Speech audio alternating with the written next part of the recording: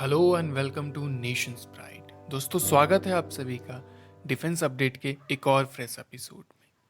तो चलिए दोस्तों, बिना देर किए शुरू करते हैं। लेकिन उससे पहले मैं आपको आपका आज का सवाल बता दूं। हमारा आज का सवाल ये रहा। आपको इस सवाल का जवाब वीडियो के एंड में हमारे कमेंट सेक्शन में बताना है। Now let's begin. दोस्तों, कई दिनों से हम ये देख रहे हैं कि जब से इंडिया ने नेपाल होते हुए कैलाश मानसरोवर को जोड़ने के लिए नए रोड का इनॉग्रेशन किया है, तब से नेपाल गवर्नमेंट द्वारा इसका विरोध किया जा रहा है। अब इसी बीच नेपाल सरकार ने अपने देश के मैप को अपडेट करते हुए ये दिखाया है कि कालापानी, लिपुलेख और लिम्पियाधुरा नेपाल के टेरिटरी को बिलोंग करती है। नेपाल और इंडिया के बीच जो ये डिस्प्यूट है, ये 1816 में हुए ट्रीटी ऑफ सिगौली से जुड़ा हुआ है, जिसके तहत काली नदी को नेपाल का वेस्टर्न बॉर्डर बताया गया है। लेकिन सिंस काली नदी के और भी कई सारे ट्रिब्यूटरीज यानी सहायक नदियां भी हैं, जिसके वजह से इसका एक्यूरेट बाउंड्री पता नहीं चल पाता और इस वजह से नेपाल और इंडिया के बीच हमेशा डिस्प्यूट देखने को मिलता है। अब इसी बीच नेपाल के प्राइम मिनिस्टर केपी ओली का एक बहुत बड़ा बयान आया है, जिसमें उन्होंने ये कहा कि इंडियन वायरस चाइनीज और इटालियन वायरस से कई ज़्यादा खतरनाक है। इसके साथ ही वे इंडिया को नेपाल में कोरोना वायरस फैलने के लिए जिम्मेदार मानते हैं। वे कहते हैं कि इंडिया से बड़ी संख्या में लोग नेपाल आ रहे हैं, जिनका प्रॉपरली टेस्ट भी नहीं किया जा रहा है, और इन सब में कुछ इंडियन पॉलिटिकल लीडर्स का हाथ है। 18 मई को इंडियन एयरफोर्स के चीफ RKS भदौरिया ने यह बताया कि कोविड-19 पेंडेमिक को देखते हुए इंडियन एयरफोर्स ने अपने 8,000 करोड़ के प्रोजेक्ट को फिलहाल के लिए पोस्टपोन कर दिया है।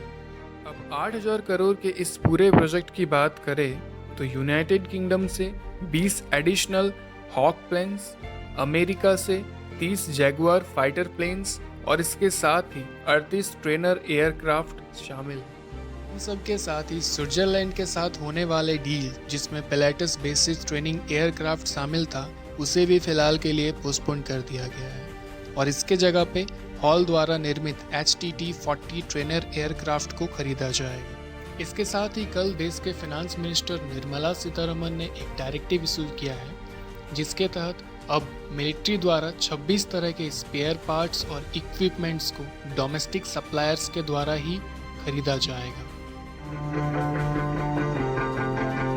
19 मई को इंडियन रेलवे द्वारा देश के पहले 12,000 HP के इलेक्ट्रिक इंजन का टेस्ट रन किया गया। इस लोकोमोटिव का निर्माण इंडिया और फ्रांस के कंपनियों ने मिलकर किया है। 12,000 HP का ये इंजन, जिसे मधेपुर स्थित लोकोमोटिव फैक्ट्री द्वारा बनाया गया है, 6,000 टन तक के वजन को ढो सकती है।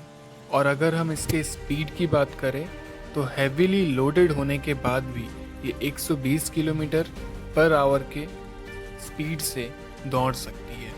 इस तरह के हेवी इंजन्स बनाने के लिए इंडियन रेलवे ने फ्रांस बेस्ड कंपनी अल्स्टम के साथ 11 सालों के लिए समझौता किया है, जिसके तहत हर साल 100 इंजन्स बनाए जाएंगे।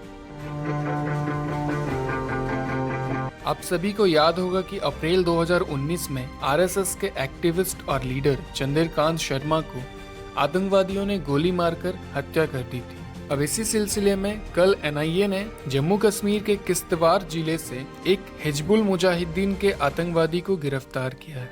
रुस्तम अली नाम के इस आतंकवादी के ऊपर ये आरोप है कि वो RSS लीडर चंद्रकांत शर्मा और उनके पर्सनल सिक्योरिटी ऑफिसर के हत्या में शामिल था। इस आतंकवादी पे 2018 में हुए बीजेपी के स्टेट सेक्रेटरी अनिल परिहारी के मर्डर का भी आरोप है।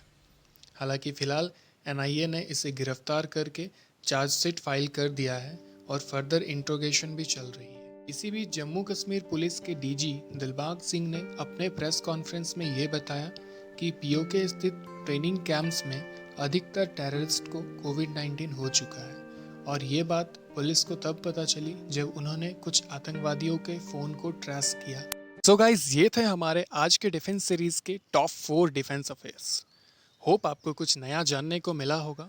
अगर आपको हमारे वीडियोस पसंद आते हैं तो चैनल को सब्सक्राइब करें और बेल आइकन को भी प्रेस करें। इसके साथ ही वीडियोस को अपने दोस्तों के साथ भी शेयर करें। तब तक अपना और अपनों का ध्यान रखिए। Thank you so much for watching. जय हिंद, जय भारत।